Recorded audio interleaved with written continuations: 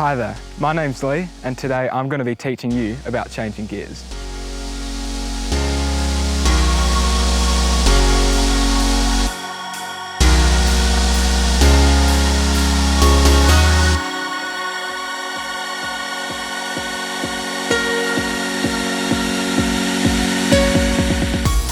Gear shifting is an essential mountain bike skill, and when done correctly, it will allow you to ride with more efficiency, momentum and control, helping you to maintain energy.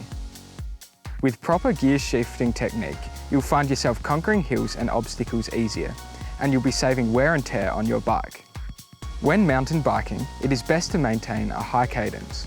Cadence is the number of revolutions of the crank per minute, so basically how fast you are pedaling. The optimum cadence for mountain biking is around 90 revolutions per minute, and shifting up and down your gears is important to achieve this. In general, a higher cadence in an easier gear is more efficient and a better use of energy than a lower cadence in a harder gear. So, here's 5 tips to help you improve your gear changing and maximise your momentum and energy. Firstly, when changing gears, back off your pedaling pressure during each shift. It is important that you keep the crank moving, but don't put full force on the pedals. This will allow the chain and derailleurs to shift stress-free.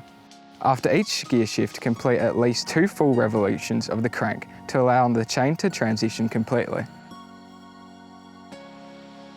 Secondly, look ahead and anticipate the terrain, shifting gears in advance. Don't wait for pedaling to become slow and difficult halfway up a hill before changing gears. Not only will you be putting maximum pressure on your pedals, but you will also lose your momentum. Instead, shift to an easier gear right before you start climbing. You'll save your energy and reduce stress on your bike. Thirdly, make sure you shift to the small front ring, known as the granny ring, before tough climbs. Front shifting is slower and involves more risk than rear shifting. Shift to the granny ring on approach to the climb and then rely on shifting across a wider range of rear cogs up the climb as it gets more difficult. When travelling on flat terrain, it's okay to shift through several gears at a time, but when climbing uphill, shift only 1 gear at a time. Fourth, when you shift gears, don't stretch your chain from one extreme of the front chain rings to the opposite extreme of the rear cassette. This is called cross-chaining and will increase the chances of breaking or damaging your chain. Instead, use a different combination of cogs and chain rings which don't stretch the chain as far.